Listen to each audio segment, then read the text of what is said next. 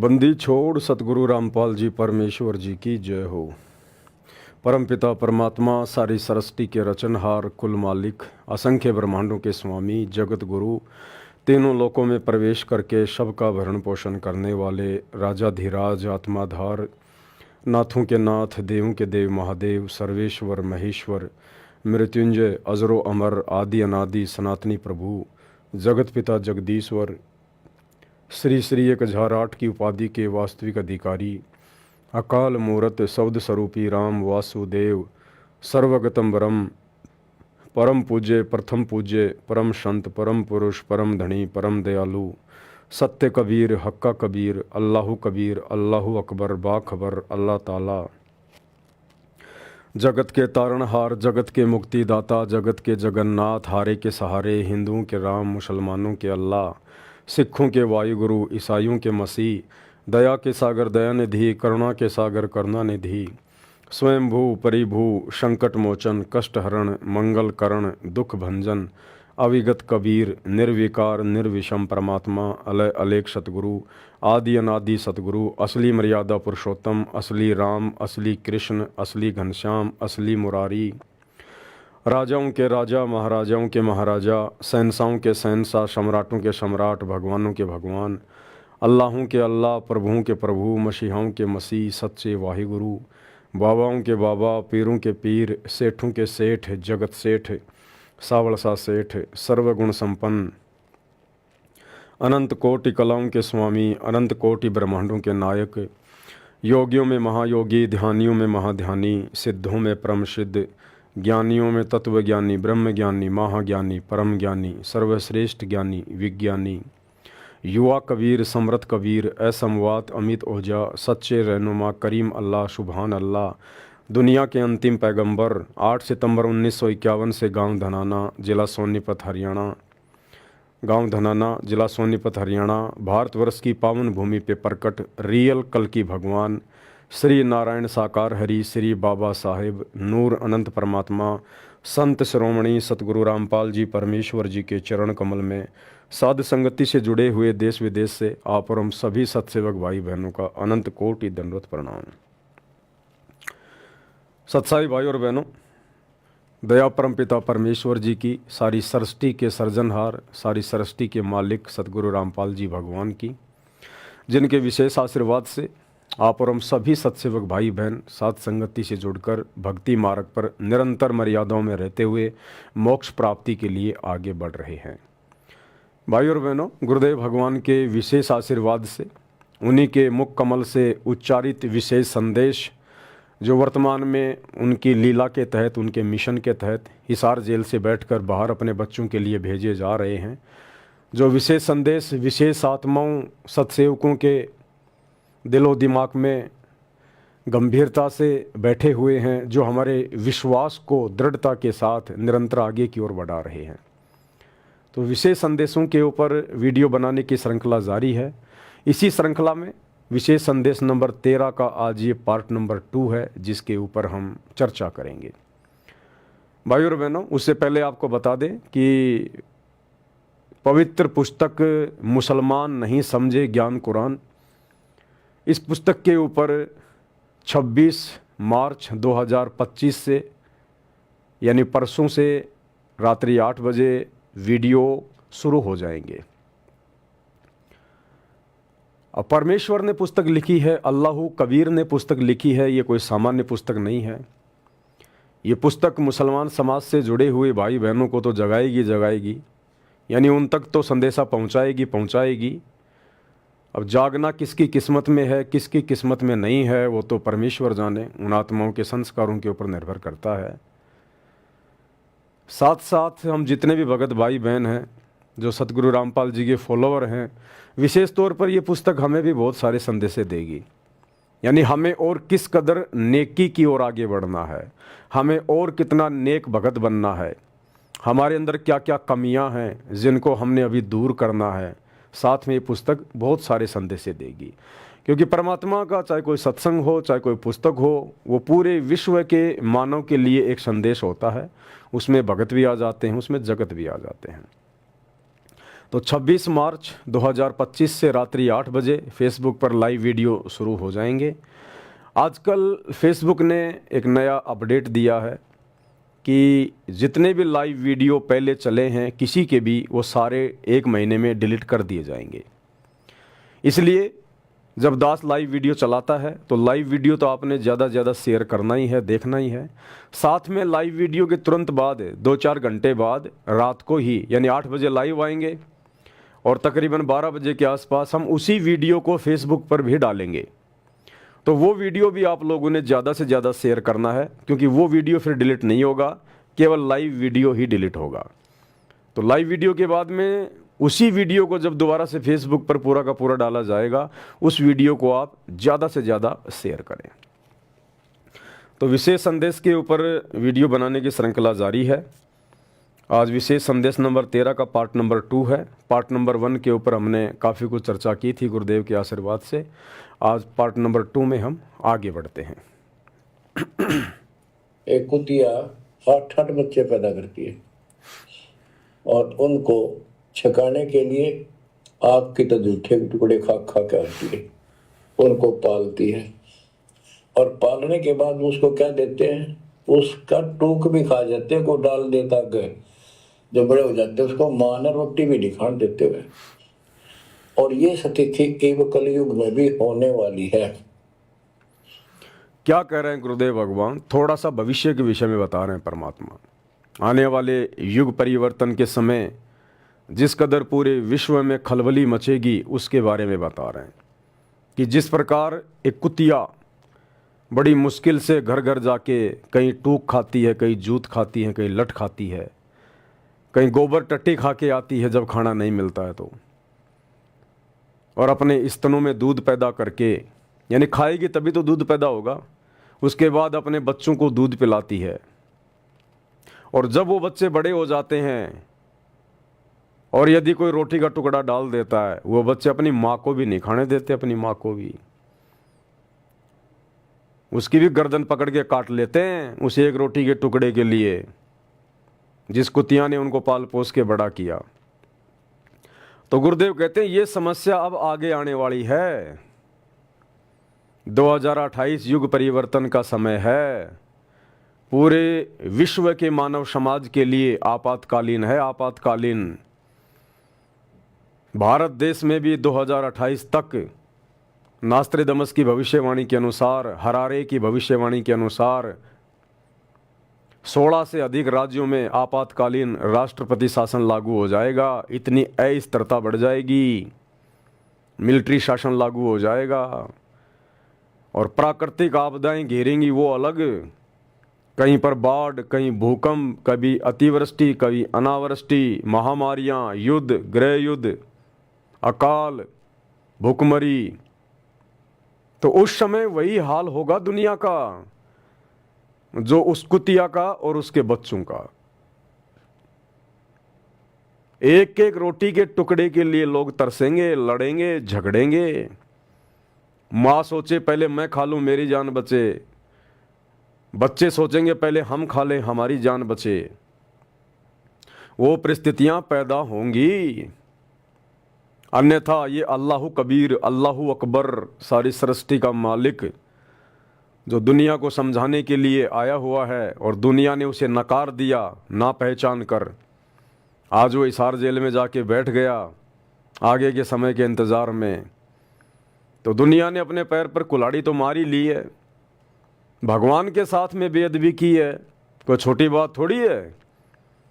यहाँ अगर आप किसी स्टेट के मुख्यमंत्री के साथ बेअदबी कर दो, देश के प्रधानमंत्री को गाली दे दो, बेअदबी कर दो, उसकी बात ना मानो, फिर देखो उसका इनकार 7वें आसमान पर। वो हर संभव कोशिश करेगा आपको मिटाने की, आपको डुबोने की। और दुनिया ने तो सारी सृष्टि के प्रधानमंत्री के साथ बेअदबी की है, उनके ज्ञान को ना स्वीकार करके। तो दुनिया के साथ में क्या होगा? वही होगा जो कुतिया और उसके बच्चों के बीच में होता है बड़े होने पर। एक रोटी के टुकड़े के लिए एक दूसरे को काट खाते हैं। आदरणीय गरीबदास जी ने अपने ग्रंथ साहिब में जिक्र किया है, गुरुदेव भगवान ने उसका खुलासा किया है कि सन 1720 में एक भयंकर अकाल पड़ा। केवल 1 वर्ष वर्षा नहीं हुई, उस एक वर्षा ना होने के कारण भारतवर्ष में इतना जबरदस्त अकाल पड़ा कि दिल्ली के राजा महाराजा भी रोटी के टुकड़े के लिए दर दर भटक रहे थे। सोचो फिर आम प्राणियों की क्या हालत हुई होगी। पेड़ों की टहनियां, उनकी झुरमटें, उनके पत्ते, उनके फूल खा गए।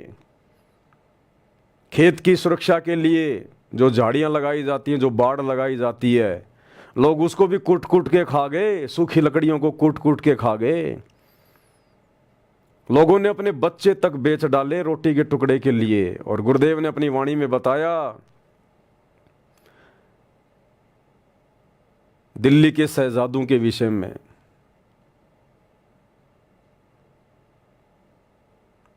वाणी है, दास को ध्यान नहीं आ रही। शहजादे मांगत फिरें दिल्ली के उमराव, और जिन रोटी पाई नहीं जो खाते थे नान पुलाव। वो दिल्ली के बादशाह और उनके शहजादे, उनके बेटे बेटियां जो नान पुलाव खाया करते थे, 56 प्रकार के पकवान खाया करते थे, सन 1720 में उनको रोटी का टुकड़ा भी नसीब नहीं हुआ। तो कहते हैं वो शहजादे मांगत फिरें दिल्ली के उमराव, और उनको रोटी भी मिली नहीं जो खाते थे नान पुलाव। तो वो समय आने वाले समय में बहुत जल्द आने वाला है। ऐसा थोड़ी है दुनिया इसी प्रकार से चलती रहेगी, जनसंख्या बढ़ती रहेगी, गरीब बेचारा गरीब चक्की में फिसता रहेगा, अमीर गरीबों की छाती पे पैर रख के आगे बढ़ता रहेगा, चोर चोरी करते रहेंगे, डकैत डकैती करते रहेंगे, 2 नंबर के काम करने वाले 2 नंबर के काम कर रहे हैं। अरे भैया, परिणाम भी तो भोगोगे, रिजल्ट भी तो आना है। ये थोड़ी है कि बच्चों की पढ़ाई पढ़ाई होती रहेगी, परीक्षा नहीं होगी, रिजल्ट नहीं आएगा। तो पढ़ाई बहुत हो चुकी है, दुनिया ने बहुत अपने कर्म फोड़ लिए हैं, बहुत कुकर्म कर लिए हैं, बहुत मनमानियां कर ली हैं। अब उनका परिणाम, उनका रिजल्ट आएगा 2028 तक, जिसको युग परिवर्तन कहते हैं। तो उस समय वो स्थिति पैदा होने वाली है जो गुरुदेव भगवान ने बताई है, उस कुतिया का और उसके बच्चों का उदाहरण देके। और बचने का तरीका भी भाई और बहनों केवल गुरुदेव भगवान के पास है, किसी और के पास नहीं है। आज आपके पास चाहे 1000 क्विंटल गेहूं है, चाहे 1000 गैस सिलेंडर आपके घर में हैं, लेकिन 2028 युग परिवर्तन में भाई आपको भी इस दौर से गुजरना पड़ेगा। अगर आपके घर में अनाज की कमी नहीं आएगी तो दूसरी प्रकार की कोई कमी आएगी। पीने को पानी नहीं मिलेगा, सूखी रोटियां खा खा के कैसे जीवन जिएगा। और कोई प्रॉब्लम आ जाएगी, भयंकर बीमारी हो जाएगी, वायरस घुस जाएगा, फिर क्या करेगा? वो गेहूं बचाएगा? वो गैस सिलेंडर बचाएगा क्या? तो हर व्यक्ति को युग परिवर्तन के दौर से गुजरना पड़ेगा, अपने किए गए कुकृत्यों का परिणाम भोगना पड़ेगा। इसलिए तो कहते हैं भैया अच्छे कर्म करो, अच्छे कर्म करो, परमात्मा को प्रसन्न करो। और बचाव का तरीका केवल गुरुदेव की सत भक्ति, ये सच्ची इबादत जो अल्लाह कबीर सतगुरु रामपाल जी के पास है। ये स्वयं बाखबर है, तत्वदर्शी संत है, स्वयं अल्लाह कबीर है। ये स्वयं पृथ्वी पर आकर प्रकट होकर इंसानी रूप में, मानव रूप में अपना ज्ञान देता है, आगे का मार्ग बताता है।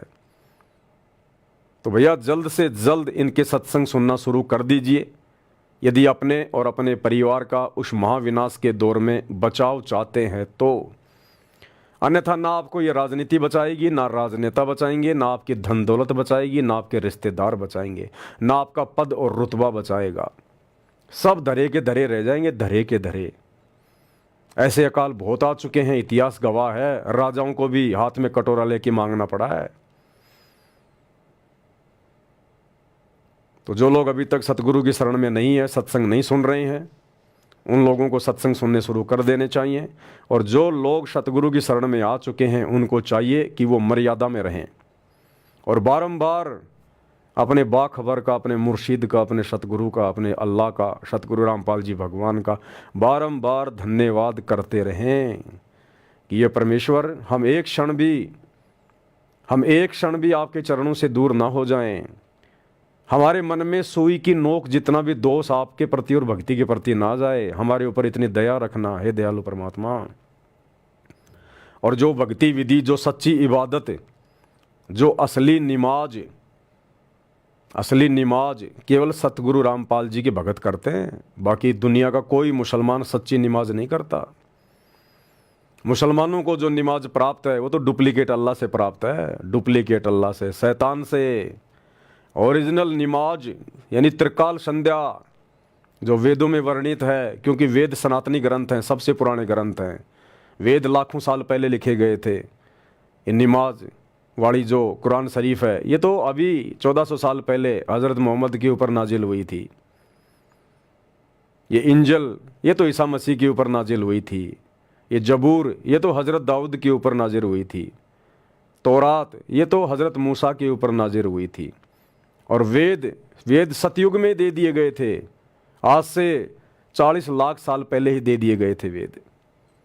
तो वेद सनातनी ग्रंथ हैं, सबसे पुराने ग्रंथ हैं। और त्रिकाल संध्या वास्तविक जो संध्या है, जो नमाज है, नमाज का मतलब होता है आरती, स्तुति करना, प्रार्थना करना। मुसलमान नमाज कहते हैं, हिंदू आरती कह देते हैं। हम भगत भाई बहन जो सदगुरु रामपाल जी के भगत हैं, हम उसको नित्य नियम कह देते हैं। नमाज का अर्थ होता है भगवान तक अपनी स्तुति, अपनी अर्ज, अपनी प्रार्थना पहुंचाना। तो वर्तमान में मुसलमान जो नमाज कर रहे हैं वो तो वास्तव में नमाज भी नहीं है, उसमें तो आदेश दिए जा रहे हैं, ए हजरत तू ऐसा कर, तू ये कर, तू वो कर। नमाज कौन कर रहा है, स्तुति कौन कर रहा है? वो तो आदेश दिए जा रहे हैं। तो वास्तव में नमाज क्या है, ये सतगुरु रामपाल जी की शरण में आने के बाद आपको मिलेगी। सुबह का नित्य नियम ओरिजिनल नमाज, दोपहर की रमेणी ओरिजिनल नमाज, शाम की संध्या आरती ओरिजिनल नमाज। तो गुरुदेव भगवान ने हमें जो ओरिजिनल नमाज दी है और जो पांचों यज्ञ हमें दिए हैं, हमने मर्यादाओं में रहकर प्रत्येक को जैसा गुरुदेव ने बताया वैसा ही हमने करना है। और मर्यादा ना टूटे हमारी, अब इस बात का हमने विशेष तौर पर ख्याल रखना पड़ेगा, क्योंकि मर्यादा नहीं है तो भक्ति नहीं। आप कितना नमाज कर लो, कितना अपना पांचों यज्ञ कर लो, कितने सत्संग सुन लो, कितना सुमरण कर लो, अगर आपके पास मर्यादा नहीं है, आप मर्यादा में नहीं रहे, मर्यादा आपने तोड़ दी, गुरु का वचन तोड़ दिया, तो आपके संस्कार ही आपको बचाएंगे। अगर संस्कार मजबूत होंगे तो आप बचोगे, और संस्कार कमज़ोर होंगे, इधर आपने मर्यादा तोड़ दी, तो आपका बचाव उस विनाश के समय में नहीं होगा। तो इन बातों का हम सभी भगत भाई बहनों ने बहुत विशेष तौर पर ध्यान रखना है। माँ बाप की कोई कदर नहीं करता, लगभग हो चुकी है। तो ये हो क्या रहा है, एक लेवा एक देवा दुत्तम कोय, किसी का पिता नहीं पुत्तम, रण संबंध जुड़ा एक ठाटा, अंश में सब बारा बाटा।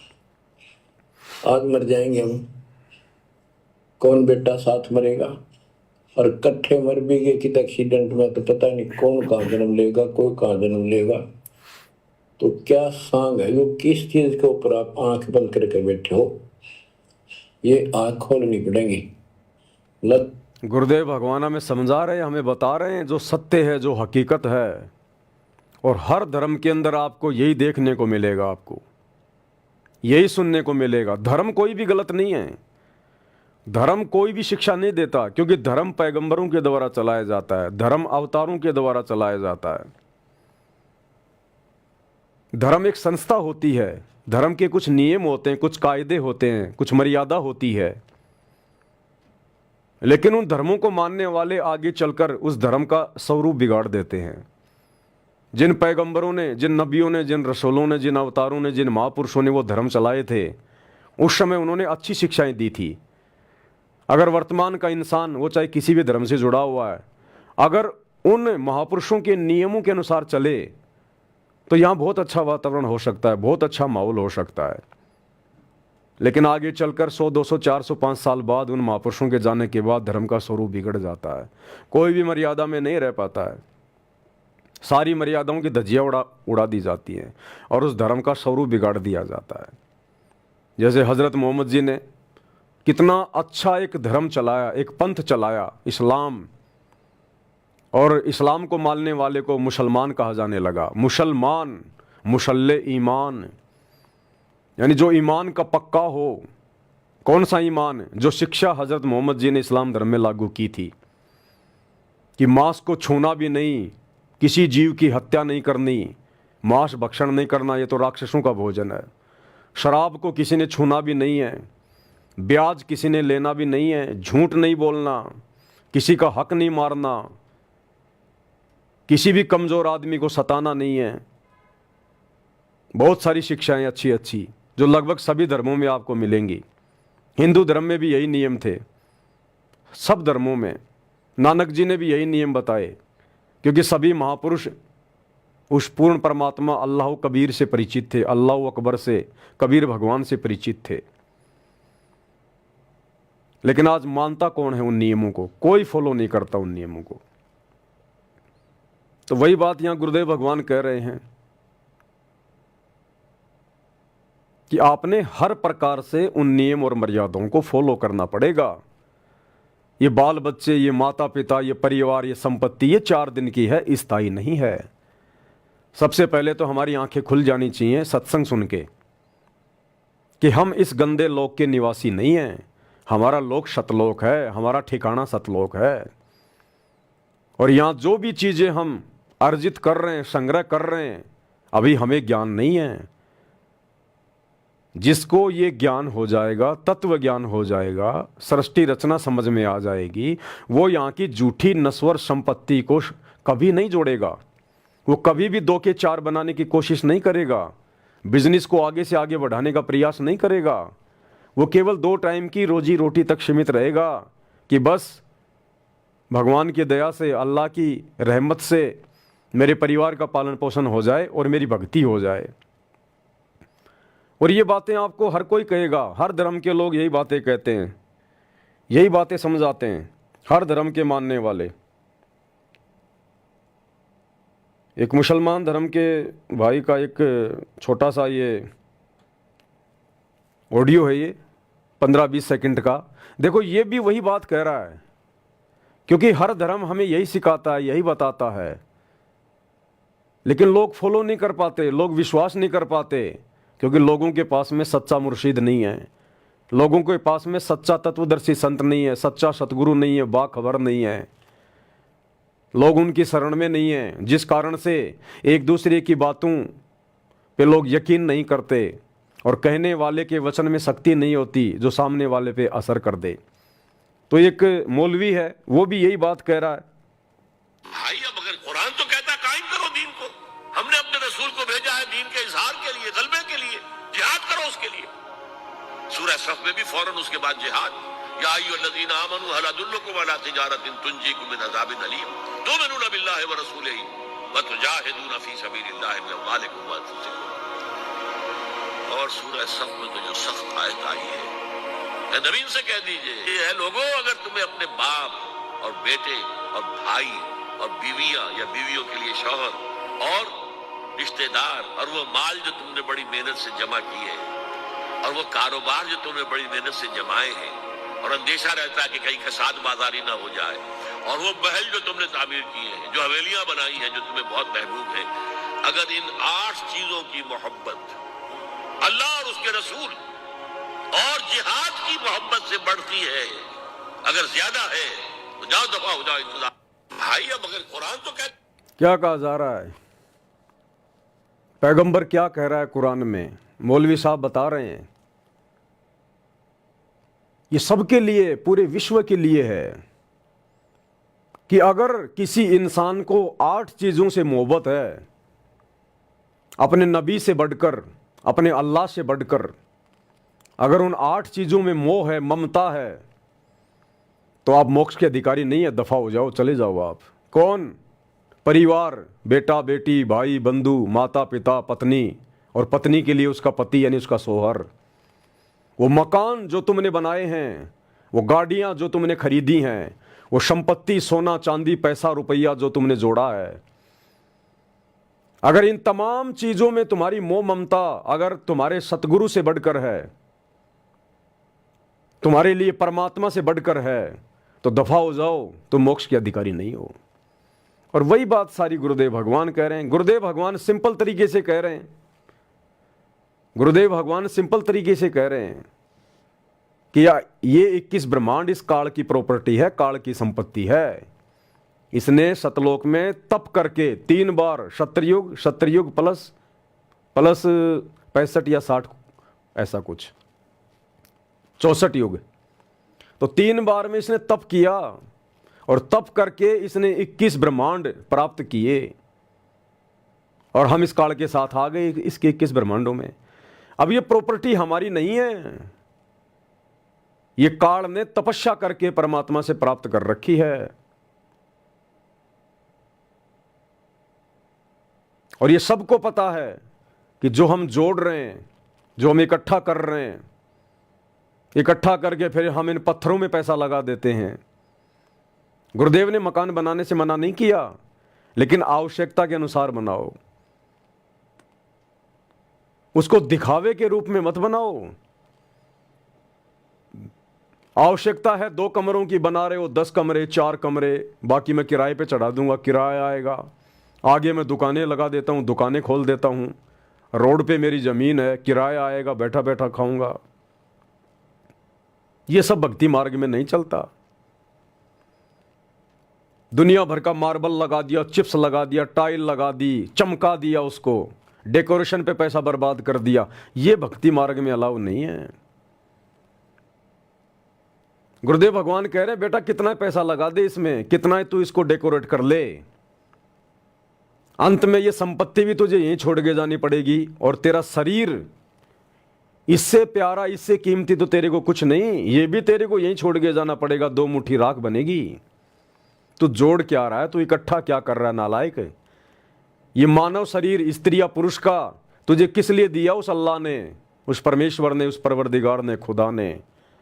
केवल उसकी सच्ची इबादत करने के लिए। तो सबसे पहले तो ये देख कि वो सच्चा खुदा कौन है, कहाँ है, कैसा है, कैसे मिलेगा। पहले तो उसकी जानकारी प्राप्त कर, और उसकी जानकारी वो सच्चा खुदा स्वयं बाखबर बनके, तत्वदर्शी संत बनके, सतगुरु बनके, मुर्शिद बनके यहाँ पृथ्वी पर प्रकट होता है। तो उसके विचार सुन, उसके सत्संग सुन, जानकारी प्राप्त कर, और उसके बाद उसके वचनों पे अमल कर, उसके वचनों पे चल, और इस संसार की हर प्रकार की प्रॉपर्टी से अपना मोह भंग कर। जिस परिवार में रहता है केवल अपनी जिम्मेदारियों तक सीमित रह, प्यार प्रेम से रह, लड़ाई झगड़ा मत कर, मन मुटाव मत कर, किसी का हक मत छीन, रिश्वत मत ले, चोरी मत कर, गंदी नीयत गंदी नज़र मत रख। और तेरा सबसे ज़्यादा प्रेम, तेरा सबसे ज़्यादा प्यार जब तुझे उस अल्लाह की सच्ची इबादत मिल जाए, वो अल्लाह तुझे मुर्शिद रूप में मिल जाए, सतगुरु रूप में मिल जाए, तो तेरा सबसे ज़्यादा प्रेम, तेरा सबसे ज़्यादा प्यार, तेरा सबसे अधिक मोह तेरे सतगुरु में होना चाहिए, केवल तेरे सतगुरु में। यहाँ की संपत्ति को केवल तू यूज कर, तू प्रयोग कर, किराए की समझ कर, अपनी मत समझ। जो व्यक्ति एक मकान किराए पे लेके रहता है, वो व्यक्ति कभी सोचता भी नहीं है कि मैं इसके ऊपर 1 मंजिल और बना दूं। जो व्यक्ति किराए के मकान में रहता है, वो व्यक्ति कभी सोचता भी नहीं कि मैं इस पे पेंट करवा दूं। कभी नहीं सोचता वो व्यक्ति, क्योंकि उसको हकीकत का पता है कि ये मकान तेरा नहीं है, ये किराए का है। तो इसमें जितना पैसा लगाएगा व्यर्थ जाएगा, बेकार जाएगा, तुझे कुछ नहीं मिलेगा। तो जब भगत को अपने गुरु से ज्ञान हो जाता है तो उसको पता हो जाना चाहिए, भगत को पता हो जाना चाहिए कि तू जिस पृथ्वी लोक पर रह रहा है तो केवल चंद समय के लिए, थोड़े समय के लिए है। तुझे केवल ये किराए के लिए जगह मिली है, किराए के लिए। तुझे उस परमात्मा ने, तुझे उस परमेश्वर ने भक्ति के लिए यहाँ थोड़े समय के लिए नीचे भेजा है। ये शरीर भी किराए का है, तेरा नहीं है, ये भी खाली करना पड़ेगा, इसको छोड़ना पड़ेगा। तो जो मकान तू बना रहा है वो तेरा कैसे हो गया? जिस दिन तेरा शरीर छूटेगा, तेरा निधन होगा, तूने वो मकान भी छोड़ के जाना पड़ेगा। उस दिन तेरे लिए वो मकान भी किराए का, ये शरीर भी तूने छोड़ के जाना पड़ेगा, ये भी किराए का। वो संपत्ति जो तूने जोड़ी है, दिन रात एक कर दिए, लोगों का हक मार लिया, रिश्वत ले ली, पाप कर्म बढ़ा लिए, दुनिया का जहर इकट्ठा कर लिया, ये सब तुझे छोड़ के जाने पड़ेंगे। और उस परमात्मा से तेरी मुलाकात होगी, उस परमात्मा के दरबार में जाना पड़ेगा, दूसरा कोई रास्ता नहीं है। और वहां तेरे तमाम कर्मों का, कुकर्मों का, तेरी नेकी का वहां हिसाब होगा, तुझे जवाब देना पड़ेगा। उस परमात्मा से तेरी मुलाकात होगी, तेरी भेंट होगी। तो उस दिन से डर, उस दिन का खौफ अपने अंदर लेकर आ, उस दिन का भय तुझे हमेशा रहना चाहिए कि शरीर छोड़ने के बाद मेरे परमात्मा से मेरी भेंट होगी, मेरी मुलाकात होगी, मैं क्या जवाब दूंगा? जब परमात्मा मुझसे कहेगा कि ए नादान, तेरे को ये मनुष्य शरीर स्त्री या पुरुष का सच्ची इबादत करने के लिए दिया था, परमात्मा की भक्ति करने के लिए दिया था, क्या तूने सच्चे सतगुरु की तलाश करी? क्या तूने बाखबर की मुर्शिद की तलाश करी? या फिर तू उन्हीं परंपराओं में लगा रहा जो मुल्ला मौलवी काजी पंडित पोप पादरी पाठियों ने जो तुझे बता दिया, तेरे माता पिता जो कर रहे थे, या उसी भेड़ चाल में लगा रहा और ये मनुष्य जन्म बर्बाद करके आ गया? हमें विशेष बुद्धि विशेष अकल दी है परमात्मा ने। हम जानवर नहीं हैं, हम पशु पक्षी नहीं हैं। हम आपस में सलाह मशवरा कर सकते हैं, चिंतन मनन कर सकते हैं, विचार कर सकते हैं, सही क्या है गलत क्या है इसका निर्णय कर सकते हैं। हम शास्त्रों को पढ़ सकते हैं, हम सच्ची भक्ति सच्चे खुदा के बारे में जान सकते हैं। अन्य पशु पक्षियों को ये छूट नहीं है, इतनी बुद्धि उनके अंदर नहीं है। और यदि हमने ये विशेष काम नहीं किया और शरीर छोड़कर चले गए तो हम में और पशु पक्षियों में क्या अंतर रहा, जानवरों में क्या अंतर रहा? वो जानवर भी आए, पैदा हुए, बड़े हुए, फिर उन्होंने लोगों को पैदा करना शुरू किया, उनके पालन पोषण में लगे रहे, अंत में मर गए। और वही काम एक इंसान करता है, आया, पैदा हुआ, बड़ा हुआ, फिर वो पैदा करने लग गया, खाया पिया, बच्चों का पालन पोषण किया, मोह ममता में पड़ा रहा और अंत में वो भी मर गया। तो फिर इंसान में और जानवर में भला क्या अंतर? तो परमात्मा से फिर मुलाकात होगी, परमात्मा हिसाब मांगेगा क्या किया जाके। इसलिए गुरुदेव भगवान कह रहे हैं कि यदि आपको ये ज्ञान समझ में आ गया, तत्व ज्ञान समझ में आ गया, तो यहाँ की किसी भी वस्तु में हमने मोह ममता पैदा नहीं करनी है। हमारे अंदर हमेशा ये चिंतन मनन होता रहना चाहिए। अगर हम भगत हैं और हमारी भक्ति सही चल रही है तो हमारे अंदर दिन में 1 बार 2 बार जरूर ये चिंतन होना चाहिए कि ये पैसा मेरा नहीं है, ये प्रॉपर्टी मेरी नहीं है, मैं आवश्यकता से ज़्यादा ना कमाऊं, आवश्यकता से ज़्यादा इसका संग्रह ना करूं। अगर मेरे गुरु का आशीर्वाद मेरे ऊपर नहीं रहा, मेरा गुरु नाराज हो गया, तो ये पैसा भी मेरे कोई काम नहीं आएगा, मेरी कोई मदद नहीं करेगा। दुनिया भी मेरी बैरी, मेरी शत्रु हो जाएगी। अगर मेरा दोस्त, अगर मेरा सतगुरु जो मेरा सबसे बड़ा दोस्त है, अगर वो मुझसे नाराज हो गया तो दुनिया भी बैरी हो जाएगी। और अंत में ये पैसा, ये प्रॉपर्टी, ये धन, ये सोना चांदी, ये बाल बच्चे, परिवार, दुनिया, ये रिश्तेदार, ये मेरे साथ नहीं जाएंगे। ऐसे ऐसे ना जाने मेरे कितने जन्म हो चुके हैं। हर जन्म में मेरे पास में रिश्तेदार थे, माता पिता थे, बेटा बेटी थे, धन था, गाड़ी थी, कोठी थी, आज कहाँ है पता भी नहीं है। और मरने के बाद मैं इसको भी छोड़ जाऊंगा, ये नहीं जाएगी साथ, सबको पता, ये परम सत्य है। लेकिन फिर भी लोग चिंतन मनन नहीं करते, विचार नहीं करते। क्यों नहीं करते? क्योंकि वो अभी सच्चे बाखबर की शरण में नहीं है, सच्चे गुरु की शरण में नहीं है, तत्वदर्शी संत की शरण में नहीं है, जो उन आत्माओं में चिंतन मनन करने की शक्ति डाल सके। दुनिया भर के मुल्ला मौलवी पंडित काजी आचार्य शंकराचार्य सारा दिन चिल्लाते रहते हैं, यही बातें बताते हैं, क्योंकि शास्त्रों में तो यही लिखी हुई है, और क्या बताएंगे ये। लेकिन उनकी बातों का किसी आम व्यक्ति के ऊपर कोई असर नहीं होता। ना मुल्ला मौलवियों की बातों का मुसलमान धर्म के फॉलोवर के ऊपर कोई असर हो रहा, ना आचार्य शंकराचार्य और पंडितों की बातों का हिंदू धर्म के फॉलोवर पे कोई असर हो रहा। क्यों? कारण क्या है? क्योंकि उनके वचन में शक्ति नहीं है। वो केवल बोलते हैं अपने धार्मिक धंधे के लिए, अपनी पब्लिसिटी के लिए, अपनी मान बढ़ाई के लिए। वो खुद उन चीज़ों पे अमल नहीं करते, जिस कारण से उनके द्वारा बोले गए वचन में शक्ति नहीं है। वो किसी और पे असर नहीं करते। जब तक सुनेंगे तब तक अच्छे लगेंगे, लेकिन जैसे ही वहाँ से जाएंगे फिर वो बातें दिलो दिमाग से दूर हो जाएंगी। इसलिए सच्चे मुर्शिद, सच्चे सतगुरु रामपाल जी की शरण में आना बहुत ज़रूरी है। ये परमात्मा सबके लिए आता है, क्योंकि ये सभी का पिता है। ये मुसलमानों का भी पिता है, हिंदुओं का भी पिता है, जैनियों का, सिखों का, ईसाइयों का, सभी का पिता है, क्योंकि ये सच्चा खुदा है। इस परमात्मा ने कोई धर्म नहीं बनाया, कोई जातियां नहीं बनाई, इसने कोई संप्रदाय नहीं बनाए। इसने हमारे को मनुष्य बना के भेजा था, इंसान। इसने मुसलमान बना के नहीं भेजा, इसने ईसाई या हिंदू बना के नहीं भेजा, इसने इंसान बना के भेजा। इंसान, ये धर्म तो हम बना बैठे, धर्म के ठेकेदार बना बैठे अपने स्वार्थ के लिए। तो परमेश्वर सबके लिए आता है। परमेश्वर का, सच्चे सतगुरु का ज्ञान सबके लिए होता है। तो सभी धर्म के मानने वालों को सतगुरु रामपाल जी के प्रवचन सुनने चाहिए, और ये धर्म और जातियों की जो बेड़ियां, इनसे बाहर निकलना चाहिए। और 26 मार्च 2025 से मुसलमान नहीं समझे ज्ञान कुरान, इस पवित्र आसमानी पुस्तक के ऊपर वीडियो बनने शुरू हो जाएंगे। आप वो वीडियो देखिएगा, बहुत कुछ समझ में आएगा, बहुत कुछ। क्योंकि हमने नेक बंदा बनना है, हमने परमात्मा के सामने जाके खड़ा होना है, क्या जवाब देंगे? तो हमसे कोई गलती ना बन जाए, हमारी भक्ति में, हमारी सच्ची इबादत में कोई कमी ना रह जाए। और मुसलमान धर्म के लोग क्या सच्ची इबादत करेंगे जब उनको सच्चे खुदा का ही नहीं पता कि सच्चा खुदा कौन है? किसी को नहीं पता, पूरे विश्व के मुसलमानों को नहीं पता कि खुदा कौन है। वो कहते हैं खुदा कभी इंसान रूप में आता ही नहीं, खुदा तो निराकार है, खुदा तो बेचून है, खुदा दिखाई नहीं देता। अरे फिर देखा किसने? फिर तुम ये कैसे दावा कर रहे हो कि वो खुदा है जिसको देखा नहीं किसी ने, जो कभी धरती पे आया नहीं? फिर तुम कैसे कह सकते हो कि वो खुदा है? हवा हवाई बात है। और वो खुदा इतना डरपोक क्यों भाई? एक तरफ कहते हो कि पूरी कायनात खुदा ने बनाई, तो कायनात में तो ये धरती भी आ गई, तो परमात्मा अपने द्वारा बनाई गई धरती पे आने से क्यों डरता भाई? इतने डरपोक खुदा की फिर इबादत क्यों करते हो? फिर तुम क्यों दावा करते हो कि अल्लाह सबसे बड़ा, अल्लाह सबसे बड़ा? अल्लाह तो डरपोक है, जो धरती पे नहीं आ पा रहा उसको डर लग रहा है, काहे का बड़ा है वो? तो वो वास्तव में कौन अल्लाह है जो धरती पे तो आता है लेकिन वो अपने वास्तविक रूप में नहीं आता, वो लोगों से मीटिंग नहीं करता, मिलता नहीं है, वो डुप्लीकेट अल्लाह है, वो शैतान है, वो काल है, उसको श्राप लगा हुआ है ओरिजिनल अल्लाह के द्वारा।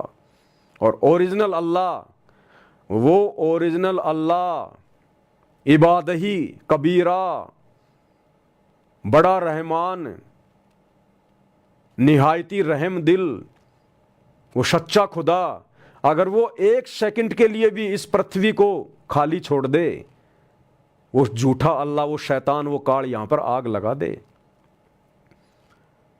वो अल्लाह कबीर किसी न किसी रूप में धरती पर अवश्य रहता है। तुम तो कहते हो मुसलमान धर्म के मानने वाले कि अल्लाह धरती पे आता नहीं, और वो अल्लाह एक सेकंड के लिए अपनी गैर हाजिरी में इस धरती को छोड़ता नहीं है। वो किसी न किसी जिंदा बाबा के रूप में, मुर्शिद के रूप में, संत के रूप में वो इस पृथ्वी पर रहता है। कहते हैं आग लगी आकाश में, जड़ जड़ गिरे अंगार, और संत ना होते धरती पर तो जल मरता संसार।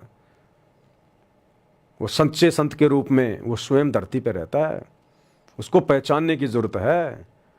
आप 21वीं सदी में जी रहे हो, भेड़ चाल में जीना छोड़ो, देखा देखी में जीना छोड़ो।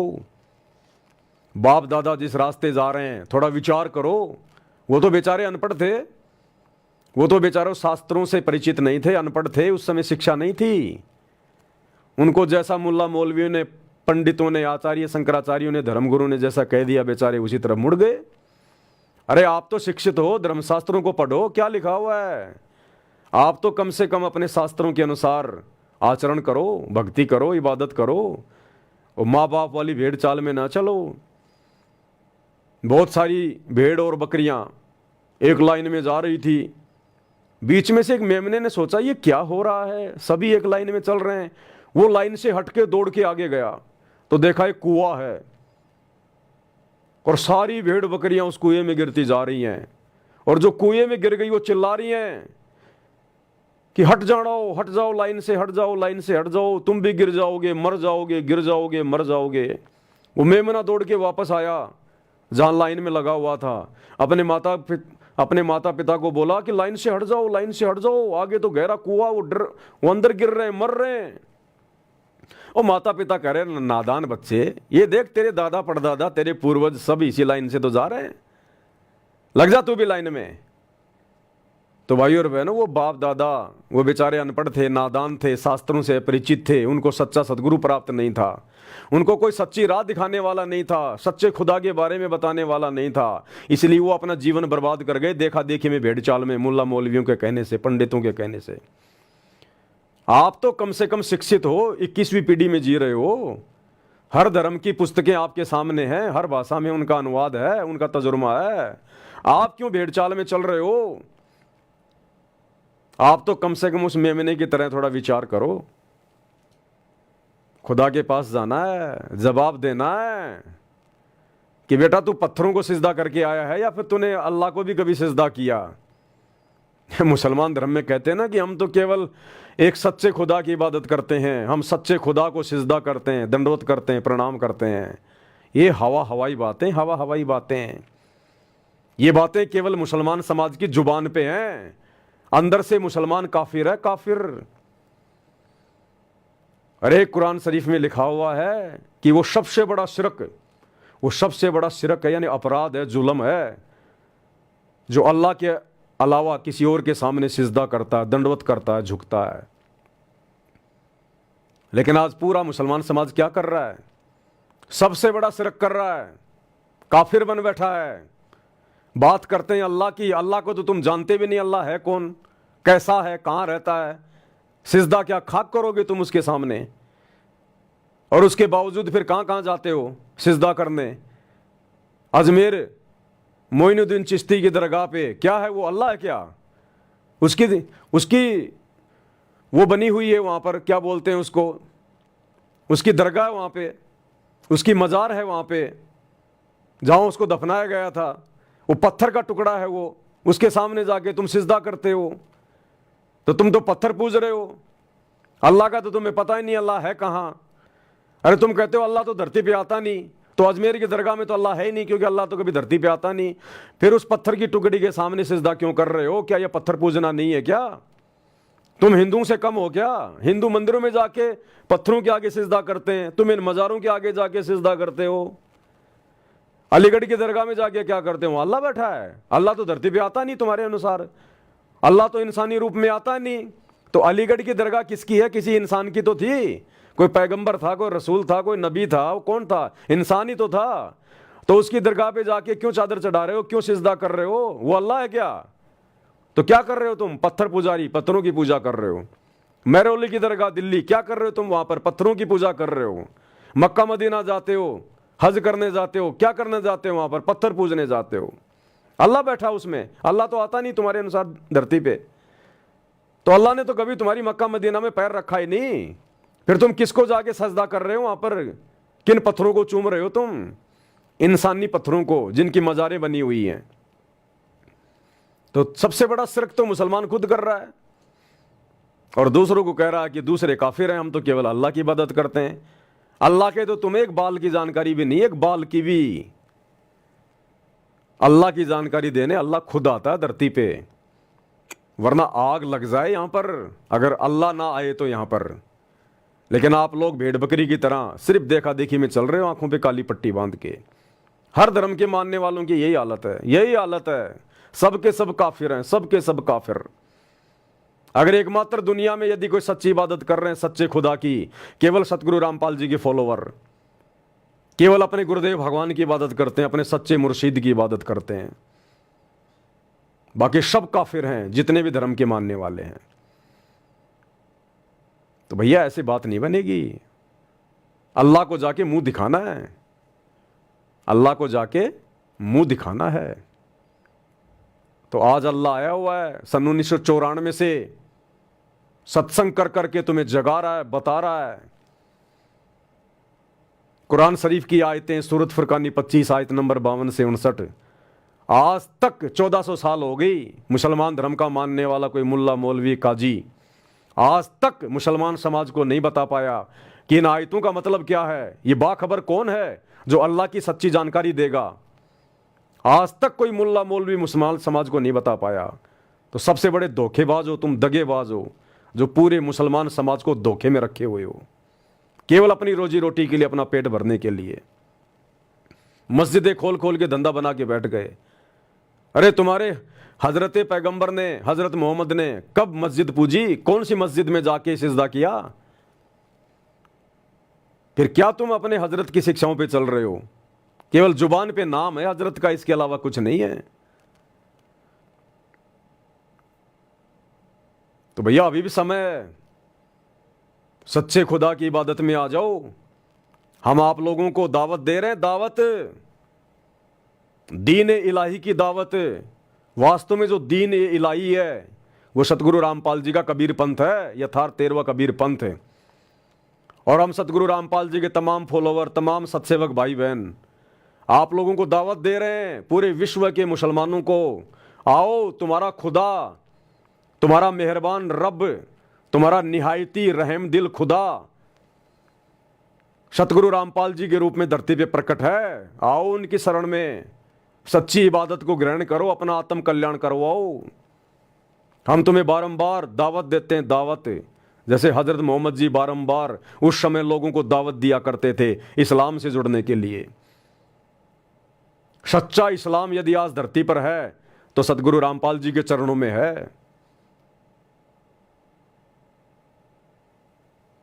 ये मौका तुम्हें बार बार नहीं मिलेगा, दोबारा नहीं मिलेगा। ये मनुष्य जन्म केवल इसीलिए मिला है।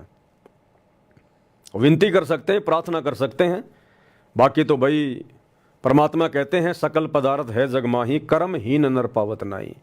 जिनके भाग ही फूटे हुए हैं, जिनको अगले जन्मों में जाना ही दो जग की आग में है, जिनको 84 में जाना है, गधे कुत्ते सुअर बनना है, वो इन बातों को नहीं समझ पाएंगे, वो विचार नहीं करेंगे, वो संत रामपाल जी के सत्संग नहीं सुनेंगे। वो तो केवल अपनी उन्हीं परंपराओं के ऊपर आरूढ़ रहेंगे कि जीना यहीं, मरना यही, सड़ना यही, और फिर गधे कुत्ते बनकर लोगों की लठ खाना यही। उनका तो फिर वही हाल होगा। लल्लो पत्तों का ज्ञान बतेरा दे लिया, अब खरी खरी कहूंगा। और इनको तो सहन कर गया उसका बेड़ा पार है। और जिसके अंदर दोष होगा वो या तो ठीक हो जाएगा ना छोड़ जाएगा इस विषय को। हम नहीं चाहेंगे। तो गुरुदेव भगवान करें लल्लू पत्तों का ज्ञान बहुत दे लिया, यानी मीठी मीठी गोलियां तुम्हें बहुत खिला दी गई है अपनी शरण में लेने के लिए।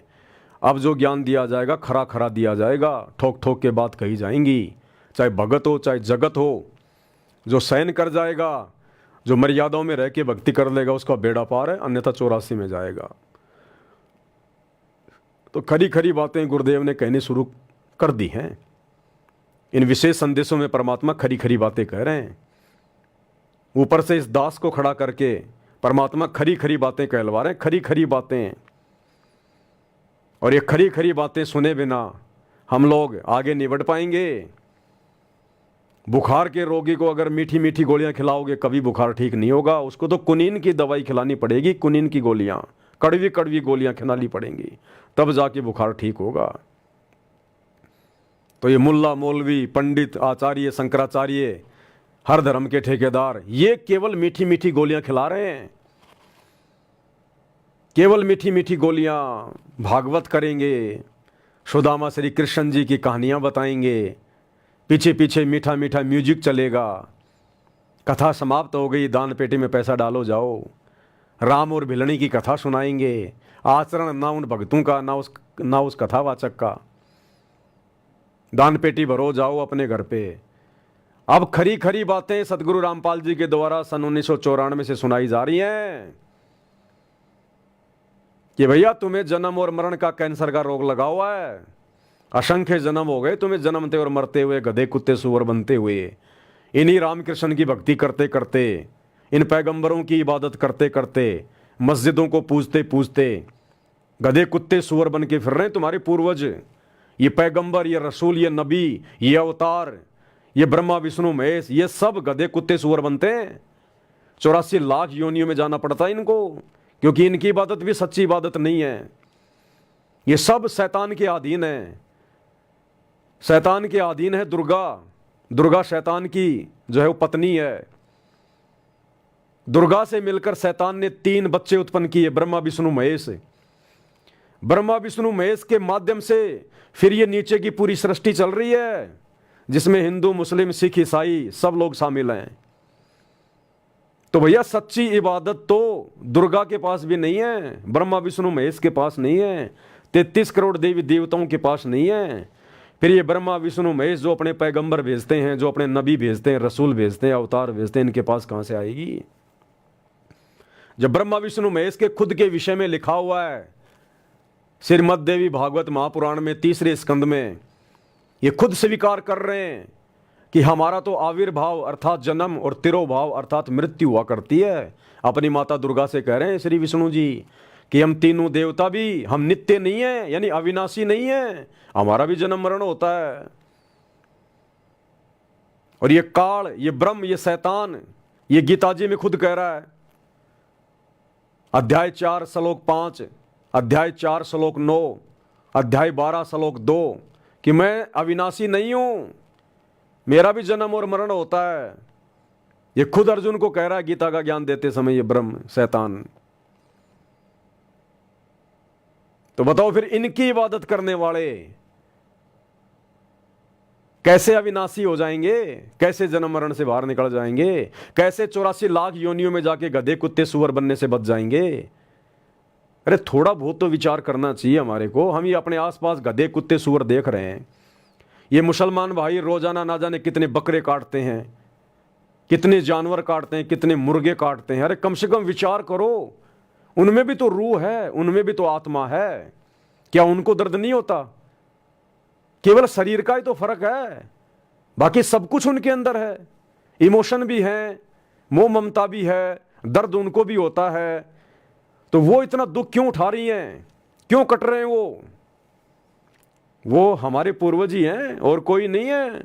आप मुसलमानों के बाप दादा परदादा वही हैं, वो हिंदुओं के दादा परदादा सब वही हैं, जो सच्चे खुदा की सच्ची इबादत ना करके, सच्चे परमात्मा की सच्ची भक्ति ना करके और ब्रह्मा विष्णु महेश तक की भक्ति करके चले गए। इन पैगंबरों की, रसूलों की, अवतारों की, रामकृष्ण की भक्ति करके चले गए। आज हम जिनके श्राद्ध निकाल रहे हैं वो भूत बने फिर रहे हैं। जब भूत बनने का समय समाप्त होगा उसके बाद 84 लाख योनियों में गधे कुत्ते सुअर बनेंगे। वो दादा, वो बाप, फिर उसी घर में गाय बन के आएगा, भैंस बन के आएगा, बैल बन के आएगा, ऊंट बन के आएगा, और वो बेटा लठ मार मार के खेतों में उससे हल जोत रहा है। आज आप जितने भी जीव हत्या कर रहे हैं, बकरे काट रहे हैं, मुर्गे काट रहे हैं, गाय काट रहे हैं, सुअर काट रहे हैं, कोई भी जानवर काट रहे हैं, आपने ये जन्म लेने पड़ेंगे उन जानवरों के। जितने जानवर आपने काटे उतनी बार आपको भी जानवर बन के कटना पड़ेगा। ये रूल है अल्लाह का। तुमने उस दरगाह का महल नहीं देखा, धर्मराज के तिल तिल का लेखा। ये भोगना पड़ेगा, बच नहीं सकते। इसलिए गुरुदेव भगवान कह रहे हैं कल को परमात्मा के दरबार में जाओगे, मुंह दिखाओगे, हिसाब देना पड़ेगा, अपने कर्मों का हिसाब देना पड़ेगा। ये मनुष्य जन्म केवल सच्चे खुदा की सच्ची इबादत के लिए मिला है। पहले कम से कम खुदा को तो पहचानो। अरे इबादत तो उसके बाद करोगे जब पहले तुम्हें खुदा का पता चलेगा। और पूरा मुसलमान समाज भ्रमित है कि खुदा दिखाई नहीं देता, खुदा निराकार है, खुदा धरती पे आता ही नहीं। फिर ये किसने कह दिया कि वो खुदा है?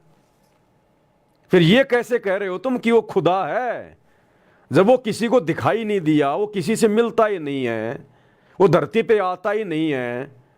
तो फिर ये किसने कह दिया कि वो खुदा है? सारा बिल्कुल गोलमाल, डब्बा गोल, सब देखा देखी में चल रहे हैं। किसी की बुद्धि इन सवालों के ऊपर विचार नहीं करती।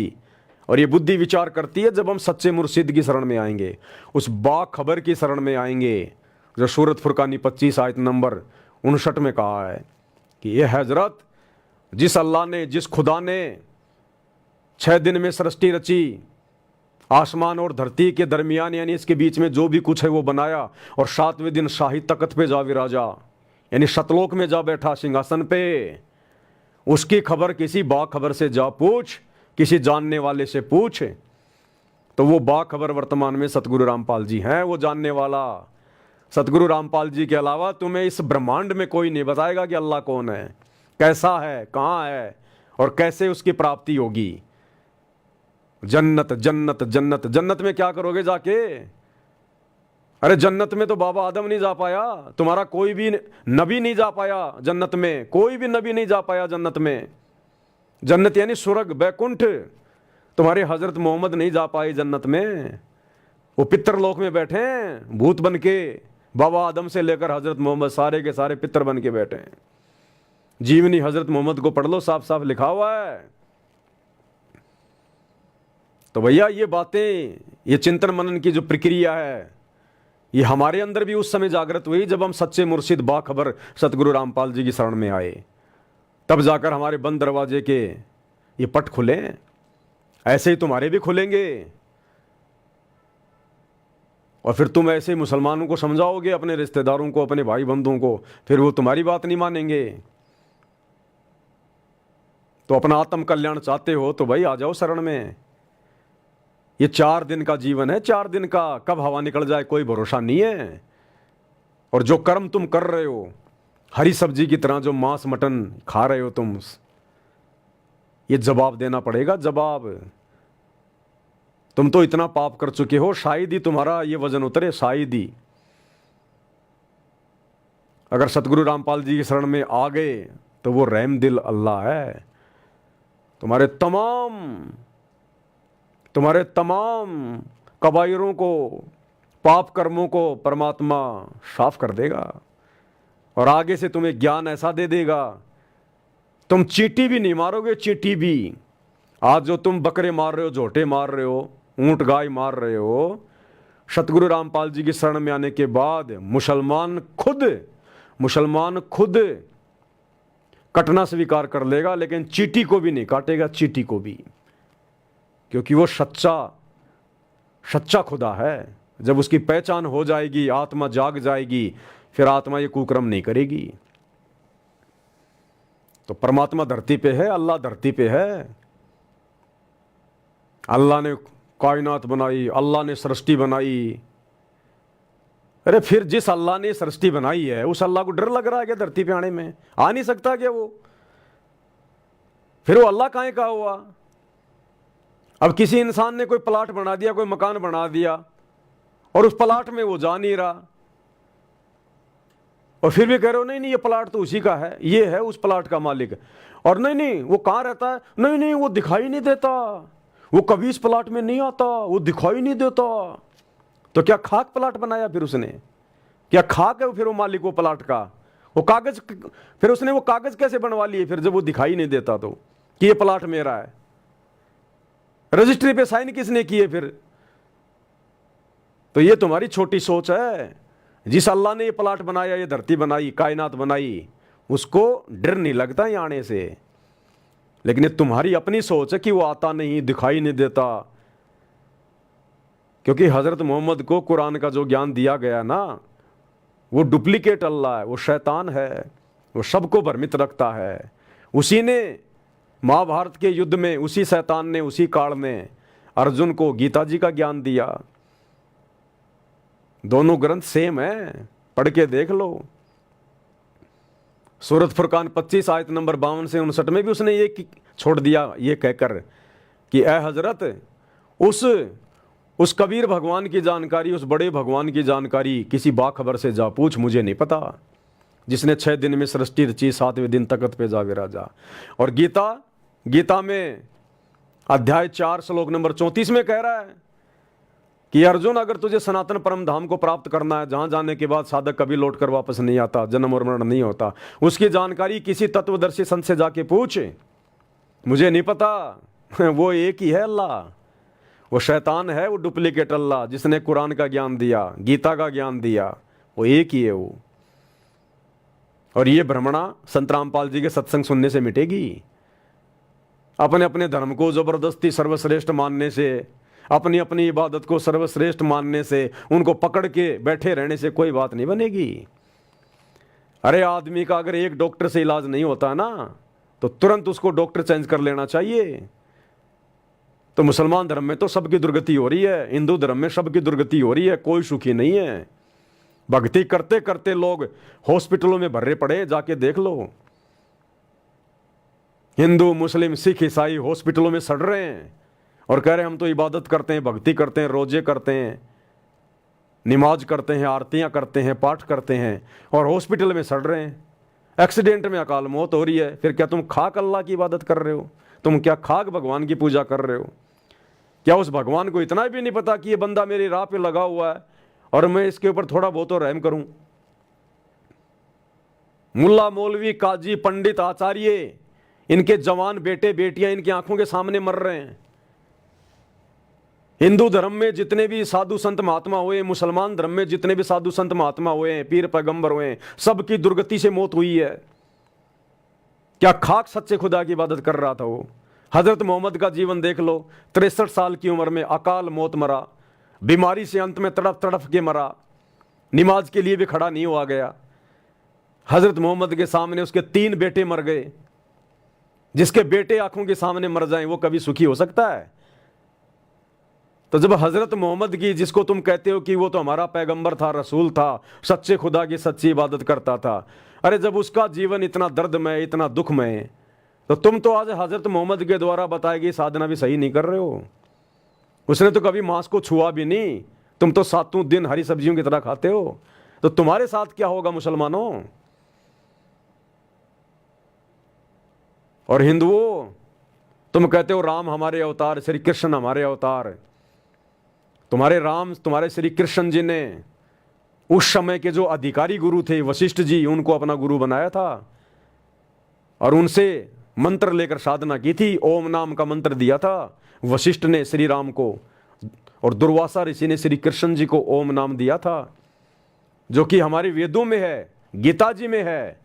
गीता जी अध्याय 8 श्लोक 13, ओम इति एक अक्षर ब्रह्म व्यवहारण माम अनुस्मरण ये परियाति तजन देहम सयाति प्रमाम गतम। चारों वेदों में और गीता जी में केवल एक ओम मंत्र है, इबादत का, जपने का, पूजा का, भक्ति का, और कोई मंत्र नहीं है। और अधिकारी गुरु से नाम लेकर और वेदों के अनुसार साधना करने वाले श्री रामचंद्र जी का अंत कितना बुरा हुआ, हजरत मोहम्मद की तरह। अपनी पत्नी सीता को जंगल में निकालना पड़ गया, गर्भवती पत्नी को उसने जंगल में निकाल दिया। वहीं पर सीता ने एक पुत्र को जन्म दिया। श्री रामचंद्र जी ने अपने भाई लक्ष्मण को मृत्यु दंड दिया। अंत में सीता ने भी अयोध्या आने से इनकार कर दिया, राम को स्वीकार करने से इनकार कर दिया। श्री रामचंद्र जी का अपने बेटों से युद्ध हुआ, आमना सामना हुआ और हार का सामना करना पड़ा। अंत में इतना लज्जित हो गया, इतना दुखी हो गया, सरयू नदी में जाके डूब के मरा, आत्महत्या करी, सुसाइड। श्री रामचंद्र ने, जिसको हम कहते हैं कि जल समाधि ले ली। जल समाधि लेना सीधी भाषा में कहते हैं जल में डूब के मरना। तो ये दुर्गति तो उस अवतार की, विष्णु के अवतार की, जो वेदों के अनुसार साधना कर रहा था, ओम नाम का जाप कर रहा था, अधिकारी जो है गुरु बना रखा था।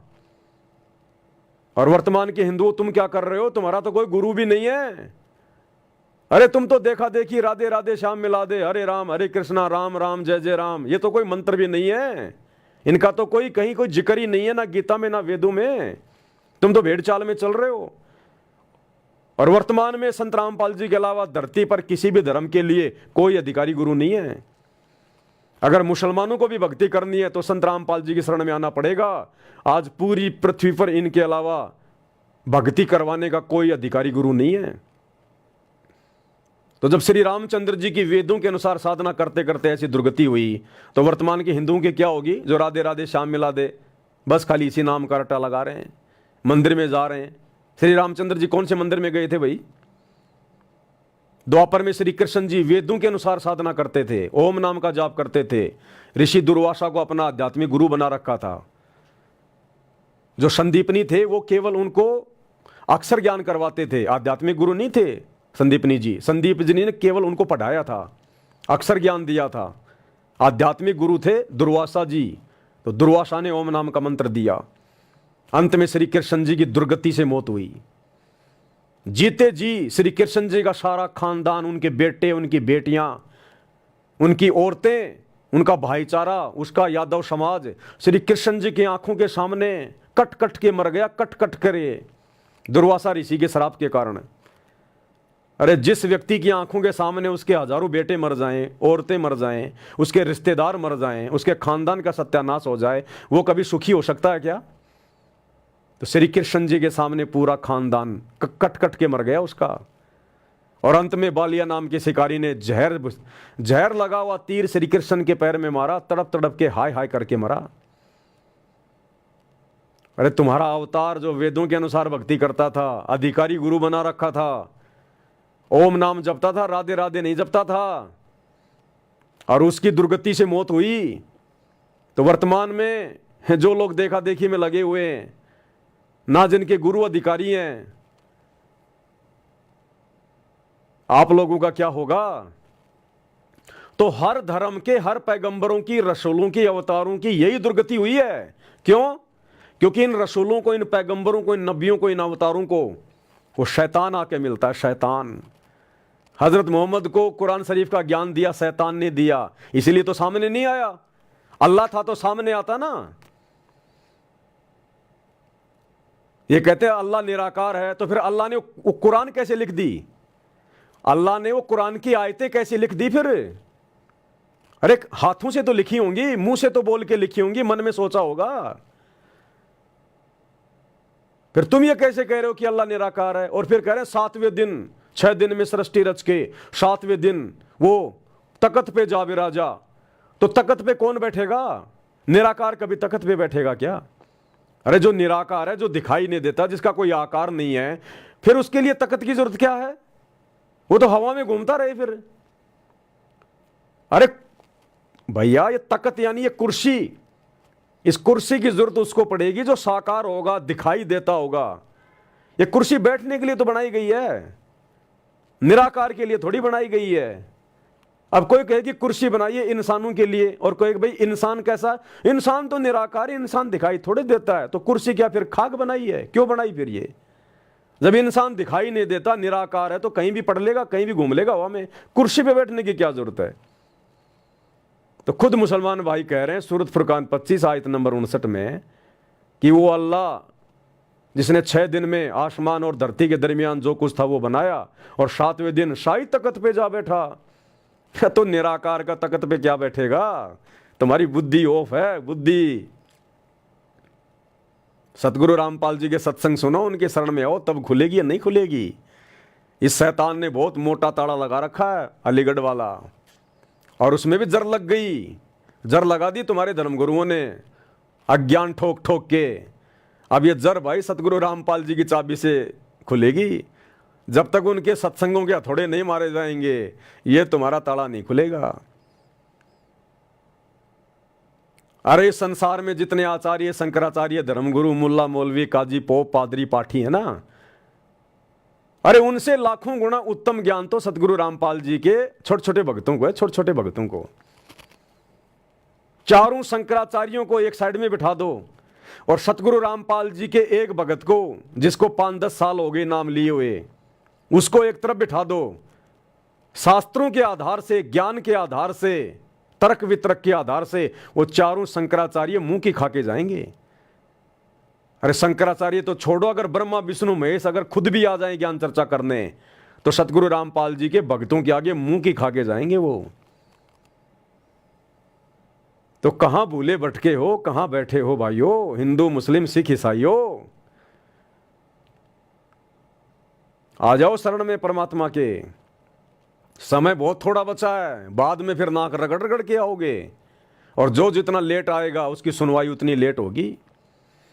जो जितना लेट आएगा उसकी सुनवाई उतनी लेट होगी। फिर ये ऑफर थोड़े समय के लिए है, विचार कर लेना, ये मनुष्य शरीर क्यों मिला है, ये गधे कुत्ते सुअर, इनको देख के विचार कर लेना। तुम जो ये काट रहे हो ना, ये आत्माएं सुनी नहीं है, इनका रखवाड़ा अल्लाह है। ये उस अल्लाह के शरीर से पैदा हुई है ये आत्मा। उस अल्लाह ने अपने शब्द से आत्माएं पैदा की हैं, ये सुनी नहीं है। तुम इनको सुना समझ के काट रहे हो ना कि इनका रखवाड़ा कोई नहीं है। हिसाब देना पड़ेगा जब उसकी दरगाह में जाओगे। तुमने उस दरगाह का महल नहीं देखा, धर्मराज के तिल तिल का लेखा। कैसे बचोगे? क्या मुंह लेके जाओगे अपने परवरदिगार के सामने? उस दिन का भी थोड़ा विचार कर लो। अभी समय है, गुरुदेव के प्रवचन सुन लो, सत्संग सुन लो। तो क्या कह रहे हैं गुरुदेव? तेरा दे लिया, अब खरी आंख खोलनी पड़ेगी।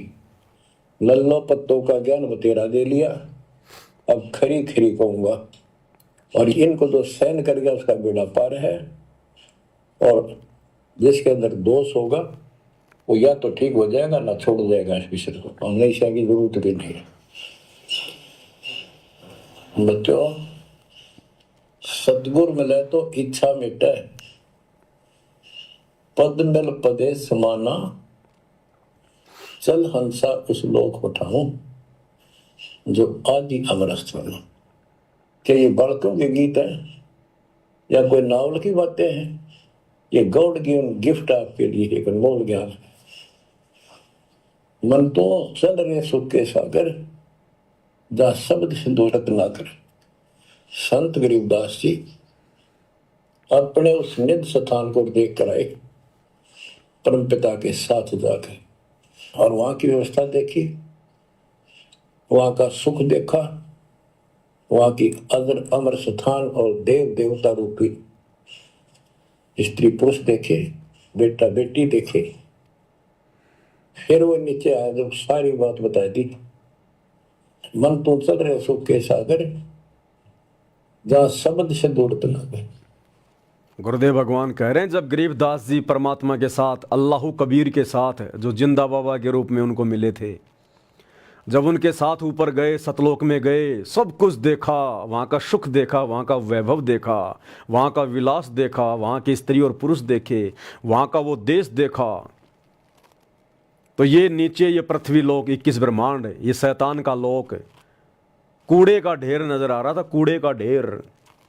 उसके बाद आके गरीबदास जी ने हम सभी को जगाया, चेताया कि भाइयों किस कूड़े के ढेर में पड़े हो, गंदगी में पड़े हो, उस सतलोक में चलो, 7वें आसमान पर। रियल में वो है जन्नत, असली स्वर्ग तो वो है परमात्मा का सतलोक, सचखंड, जो यहाँ से 16 संग कोस की दूरी पे है।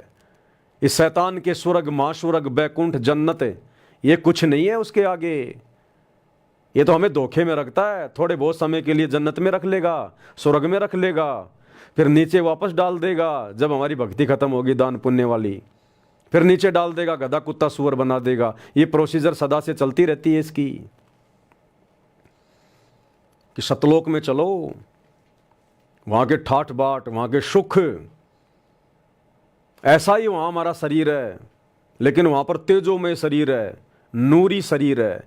यहाँ तो हार्ड मांस का शरीर है, टट्टी, पेशाब, लार, थूक, मांस, पता नहीं क्या क्या भरा पड़ा इसमें। कोई कुत्ता रोड पे मरा हुआ देखा होगा, वही सब कुछ इस शरीर में भरा हुआ है। वहां एक तत्व का शरीर है, नूरी शरीर है, पारदर्शी शरीर है। वहां कोई टट्टी पेशाब नहीं होता। वहां की धरती नूर की है, मिट्टी नहीं है यहाँ की तरह। वहां आंधी नहीं आती, तूफान नहीं आते, आंखों में वहां पर मिट्टी नहीं होती, शरीर में वहां पे मिट्टी नहीं लगती, मैल नहीं लगता। और जितनी बड़ी ये पृथ्वी है, इससे भी बड़े बड़े वहां पर एक एक आत्मा के पास में प्लाट हैं, एक एक आत्मा के महल है वहां। 16 सूर्य जितना तेज, प्रकाश, नूर, सुहावना, जो आनंद दे, एक एक आत्मा के अंदर है इतना नूर वहां पर। यहां के ब्रह्मा विष्णु महेश में नहीं है, इस काल में नहीं है, दुर्गा में नहीं है। उनसे कई गुना ज्यादा नूर सतलोक में प्रत्येक आत्मा में है, स्त्री पुरुष में। पृथ्वी से भी बड़े बड़े हमारे महल हैं वहां पर, जो खाली पड़े हैं आज भी, हमारा इंतजार कर रहे हैं। हमारा रियल परिवार वहां बसा हुआ है। हम अपनी नादानी से शैतान के साथ आ गए। यहां सभी का विमान खड़ा वहां पर, पर्सनल विमान सबके घर के आगे, क्योंकि वो सतलोक है, किसी चीज की कमी नहीं, अभाव नहीं है। यहाँ एक मोटरसाइकिल लाने के लिए ना जाने कितने पापड़ बेलने पड़ते हैं, एक 4 व्हीलर गाड़ी लाने के लिए कितने झूठ बोलने पड़ते हैं, कितने पैसे जमा करने पड़ते हैं। और फिर किस्ते वाले पीछे पीछे, वो भाई आगे आगे, कभी मोबाइल बंद, कभी ससुराल में हूँ, हाँ बाहर आ गया, ये आ गया। और वहाँ पर्सनल विमान खड़े, पर्सनल विमान, जो विमान ब्रह्मा विष्णु महेश के पास भी नहीं है। इतने ठाठ बात, इतने सुख हैं वहां पर। और कभी मरना नहीं, यहां तो मृत्यु। कब यहां कोई रोग घेर ले, हॉस्पिटल में सड़ना पड़े, वहां कोई रोग नहीं, कोई दुख नहीं, कोई मृत्यु नहीं, सदा सदा का जीवन, अखंड जीवन, अविनाशी शरीर, किसी चीज का भाव नहीं, कोई काम धंधा नहीं करना पड़ता। या तो सुबह निकलो, सारा दिन काम धंधा पीटो, रात को 12 बजे उसी सोच में पड़े रहो, कल ये करना है, परसों ये करना है, इसको लेना है, उसका देना है। वहां कुछ नहीं, ना लेना ना देना। अपने बाप सच्चे अल्लाह, कबीर भगवान, सतगुरु रामपाल जी के भंडार से खाएंगे वहां। जिस प्रकार किसी सेठ का, किसी धनी का छोटा बच्चा, 8-10 साल का बच्चा, उसको कोई चिंता नहीं होती खाने पीने कमाने की, कोई टेंशन नहीं होती, अपने बाप की गाड़ियों में घूमता है, ऐश करता है। ऐसे ही सतलोक में हम सब अपने परमपिता परमेश्वर, कबीर अल्लाह, सतगुरु रामपाल जी भगवान की पनाह में, उन्हीं के आशीर्वाद से, उसी के भंडार से सब कुछ खाएंगे, सब कुछ मिलेगा। यहाँ तो वो टेस्ट भी नहीं है। जैसे कोई केला खा के फेंक दे, तो केला तो ओरिजिनल वस्तु है, खाने वाला तो आनंद ले रहा है। अब वो केला, उसको चींटियां खा रही हैं, भेड़ बकरियां खा रही हैं, इस प्रकार सतलोक में जो ओरिजिनल वस्तुएं हैं, सेब संतरे केले आम अंगूर, समझो हम तो उसका छिलका खा रहे हैं यहां पर, छिलका। ओरिजिनल टेस्ट तो वहां है, ओरिजिनल वस्तु वहां है। तो वहां ले जाने के लिए सतगुरु आए हुए हैं। इसलिए भाई और बहनों, कोई विशेष परमेश्वर की, अल्लाह की प्यारी आत्मा होगी जो सतगुरु रामपाल जी के प्रवचन सुनेगी और समझ के अपना आत्म कल्याण करवाएगी। ये धर्म और जातियों की इस शैतान ने जो बेड़ियां डाल दी हैं कि अगर मैंने संत रामपाल जी के ज्ञान को समझ के नाम ले लिया तो मेरा मुसलमान समाज क्या कहेगा, हिंदू समाज क्या कहेगा, हैं तू तो हिंदू बन गया। अरे भैया, कल को जब मरेगा, मरना तो है ही, कल को जब मरेगा और मरने के बाद यही गधा कुत्ता सुअर बन के गलियों में गोबर खाएगा, तब ये तेरा समाज तेरे क्या रक्षा करेगा। जिस समाज की लोकलाज को मान के, शर्मा शर्मी को मान के, जिस समाज का खोप मान के आज तू अपना आत्म कल्याण करवाने से पीछे हट रहा है, सच्चा खुदा धरती पे आया हुआ है, उसकी सच्ची इबादत करने से पीछे हट रहा है, और कल को बिना भक्ति के, बिना इबादत के गधा कुत्ता सुअर बन के घूमेगा, तब ये तेरा मुसलमान समाज, तेरा हिंदू समाज, तब तेरा कहां ये तेरा मददगार होगा, फिर क्या करेगा। इसलिए भैया परमात्मा कहते हैं लोक लाज ना कीजिए। अगर मार्ग समझ में आ गया, ज्ञान समझ में आ गया, भक्ति समझ में आ गई, तो कहते हैं लोक लाज ना कीजिए। फिर चाहे रिश्तेदार हो, चाहे समाज हो, चाहे धर्म हो, चाहे जाति हो, तोड़ दो उन बेड़ियों को। लोक लाज ना कीजिए, निर्भय हो रहिए, और जो मन चावे राम को, उस असली अल्लाह को तो दासा तन धरिए। प्यार प्रेम के साथ में अपनी भक्ति करो, फिर वो अल्लाह साथ हो जाएगा, सतगुरु रामपाल जी भगवान। वो समाज कुछ नहीं कर पाएगा, कुछ भी। वरना फिर अल्लाह की जरूरत क्या, फिर भक्ति की जरूरत क्या। फिर अपने हाथों पे रखेगा वो सच्चा मुर्शीद बाखबर सतगुरु रामपाल जी। वो है बड़ा भगवान, रहम दिल अल्लाह, सच्चा इबादई कबीरा। ये है वो अल्लाह जो तुम कहते हो दिखाई नहीं देता, धरती पे नहीं आता। 8 सितंबर 1951 से धरती पे पैर गाड़ रखे हैं, और हर धर्म के मुल्ला मौलवियों ने, हर धर्म के ठेकेदारों ने उनके पैर उखाड़ने की लाख कोशिश कर ली। 2006 में करोथा कांड, 2014 में बरवाला कांड, बाढ़ भी बांका नहीं कर पा रहे, और उनका मार्ग, उनका पंथ निरंतर आगे बढ़ रहा है। और आने दो समय 2028 के आसपास का, पूरी दुनिया में, पूरे विश्व में केवल एक ही धर्म रहेगा, सतगुरु रामपाल जी का मानव धर्म। ये इंसानियत ही धर्म रहेगा, एक ही ज्ञान रहेगा पूरी दुनिया में, सतगुरु रामपाल जी का तत्व ज्ञान। और ये बाकी जितने भी धर्मों की जो पुस्तकें हैं ना, ये तौरात, जबूर, इंजिल, हदीसें, कुरान शरीफ, कुरान मजीद, चारों वेद, गीता, कुरान, पुराण, बाइबल, इनको लोग बोरियों में बांध बांध के मकान के किसी एक कोने में इनको रख देंगे कि कुछ नहीं है। भ्रमित करने वाली चीज़ें हैं ये। इनमें कंप्लीट अल्लाह की कंप्लीट जानकारी नहीं है, केवल शैतान तक जानने का मार्ग है इन पुस्तकों में। हर धर्म की हर पुस्तकों में केवल शैतान तक, चारों वेदों में केवल शैतान तक का ज्ञान, काल तक का ज्ञान है। जानकारी जरूर है उस अल्लाह की, लेकिन अल्लाह तक पहुंचने का मार्ग नहीं है। काल ने कह दिया भैया किसी तत्वदर्शी संत की खोज कर ले आगे के ज्ञान के लिए। उधर कुरान शरीफ आयत सूरत फुरकानी 25-52 से 59 में हजरत मोहम्मद को कह दिया उस शैतान ने कि किसी बाखबर से जा पूछ, मेरे बस की बात नहीं है। तो एक ही झंडा होगा, एक ही झंडे का मतलब सतगुरु रामपाल जी की ही संप्रभुता होगी पूरे विश्व पर। इन्हीं के आदेश से, इन्हीं के नियम से, इन्हीं की देख रेख में पूरा विश्व संचालित होगा। एकमात्र इन्हीं का तत्व ज्ञान होगा, एकमात्र यही परमेश्वर, यही अल्लाह रह जाएगा पूरे विश्व में, सतगुरु रामपाल जी। जो अच्छी आत्मा होंगी, हिंदू, मुस्लिम, सिख, ईसाई, इनके चरणों में आ जाएंगी। अन्यथा 2028 युग परिवर्तन, कट कट के मरेंगे, कट कट के। भविष्य मालिका में कह रखा है पूरे विश्व की जनसंख्या जो आज 8 अरब से ऊपर है, मात्र 64 करोड़ रह जाएगी। ये 4-5 साल के अंदर अंदर घास की तरह कटेंगे लोग, घास की तरह। देख रहे हो ना आज दुनिया की क्या हालत हो रही है। तीसरे विश्व युद्ध के मुहाने पे दुनिया खड़ी है, बारूद के ढेर पे दुनिया बैठी है। घमासान मचेगा। उस समय फिर मजबूरी में आओगे, नाक रगड़ रगड़ के आओगे, नहीं आओगे तो बेमौत मारे जाओगे। आपस में कट कट के मरोगे। ये शैतान मरवाएगा, ये काल मरवाएगा, इसका तो काम ही है। इसको रोजाना 1 लाख खाने पड़ते हैं। क्यों मर रहे हैं? किसी का बेटा मर रहा है, किसी की बेटी मर रही है, किसी का रिश्तेदार मर रहा है, कोई एक्सीडेंट में मर रहा है। क्यों मर रहे भाई? क्या जरूरी है इनको मरना? लेकिन इस शैतान को रोजाना 1 लाख खाने पड़ते हैं। ये नहीं देखता ये मुसलमान है, हिंदू है, सिख है, ईसाई है। इसको तो अपने भोजन से मतलब है। जिस प्रकार कोई कसाई होता है, वो जब बाड़े में जाता है और बाड़े में जाकर वो देखता है कि किस भेड़ में, किस बकरे में ज़्यादा मांस है, पकड़ पकड़ के देखता है, और जिसको काटना होता है उसका पकड़ के कान ले जाता है। चाहे किसी का बेटा हो, चाहे किसी की बेटी, चाहे किसी की माँ, चाहे किसी का बाप, वो नहीं देखता, उसको तो काटने से मतलब है। तो ये शैतान, ये कसाई, ये डुप्लीकेट अल्लाह, इसको तो केवल रोजाना 1 लाख खाने पड़ते हैं। श्राप लगा हुआ है। सृष्टि रचना पढ़ लो, सदगुरु रामपाल जी के मुख कमल से पता चलेगा। तो भाई और बहनों, मौका है अभी, परमात्मा धरती पे प्रकट है। बाद में ये मौका नहीं मिलेगा, रह जाएंगे हम। तो भाई और बहनों, आज की वीडियो में हम केवल इतना ही लेंगे, क्योंकि अपनी भक्ति सबसे पहले है।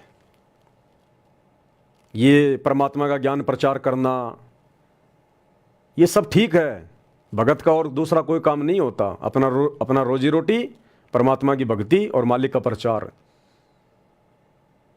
लेकिन भक्ति हमारे लिए सबसे पहले भक्ति है। भक्ति जो सतगुरुदेव ने हमें जो 3 समय की नमाज यानी आरती दे दी, सच्ची नमाज, सुमरण दे दिया, 5 यज्ञ दे दी, ये हमने करनी पड़ेंगी। जैसा उन्होंने कह रखा उतनी मात्रा में करनी पड़ेंगी। तो ये वीडियो बनाने की श्रृंखला तो चलती रहेगी, चलती आई है। ना बनेंगे तो भी कोई बड़ी बात नहीं है। परमात्मा ने सब कुछ कह ही रखा, हम तो खाली इसको रिपीट कर रहे हैं, रिवीजन कर रहे हैं। तो अपनी भक्ति सबसे पहले है भैया। अगर दिन में 1 घंटा सुमरण करना है तो करना है, ज़्यादा करेंगे तो बहुत अच्छी बात है। 3 समय की आरती विधि विधान अनुसार करनी है तो करनी है। 5 यज्ञ करने हैं तो करने हैं। सत्संग सुनना तो सुनना है, चाहे रात को सोते सोते सुनो, 1-1.5 घंटा सुनना तो सुनना है। तो ये हमारी डाइट है, क्योंकि हम सब बीमार हैं, जन्म मरण का रोग लगा हुआ है।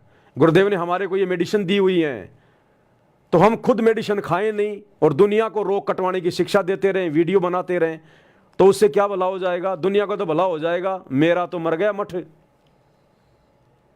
इसलिए भक्तों ने आगे अपने गुरुदेव का प्रचार भी करना है, सारे काम करने हैं, लेकिन साथ में खुद ने भी दवाई टाइम पे खानी है। तो ये चीज हम कभी ना भूलें। और हम भक्ति करेंगे, नियम में करेंगे, तभी गुरु हमारे वचन में शक्ति देगा, तभी हम भक्तों की बात का किसी अन्य पे थोड़ा बहुत कोई असर होगा, नहीं तो नहीं होगा। हम खुद दुनिया को उपदेश देते रहें और खुद भक्ति ना करें, मर्यादा में ना रहें, तो हम परमात्मा के अल्लाह के दोषी बन रहे हैं और सामने वाले पर भी हमारे शब्दों का कोई विशेष प्रभाव नहीं होगा। तो अपनी भक्ति पहले है, ये प्रवचन बाद में है। और वैसे भी दास को दिन में 2 बार वीडियो बनाने पड़ते हैं, तो भैया थोड़ा गले का भी ध्यान रखना पड़ता है। हम भी जीव हैं, 2 कोडी के प्राणी हैं। तो रात को 8 बजे फिर जीने की राह पुस्तक पे भी वीडियो बनाने पड़ते हैं, 2-4 वीडियो पहले बना के रखने पड़ते हैं। और अपनी भक्ति है फिर वो भी करनी पड़ती है। तो आज के वीडियो में हम केवल इतना ही लेंगे। 26 तारीख को सभी भाई बहन मुसलमान नहीं समझे ज्ञान कुरान इस पुस्तक के ऊपर लाइव जुड़े, और लाइव के बाद में जो वीडियो डाला जाएगा उस वीडियो को भी सभी भाई बहन ज़्यादा से ज़्यादा शेयर करें। ये हमारी सबसे बड़ी सेवा है, वर्तमान में सबसे बड़ी सेवा। हमारे खुद के भाई बहन सतलोक आश्रम वाले, वो तो गए काम से, वो तो भ्रमित हो गए। उनको तो काल ने अपनी गोद में बैठा लिया पूरी तरह से। उनको तो लड्डू जलेबी बर्फी के अलावा, समागमों के अलावा कुछ नहीं दिखाई दे रहा। आश्रम को साफ सुथरा रखना, लोगों को रिझाना, खुश करना, प्रसन्न करना, बस इनके अलावा उनका कोई धर्म नहीं है।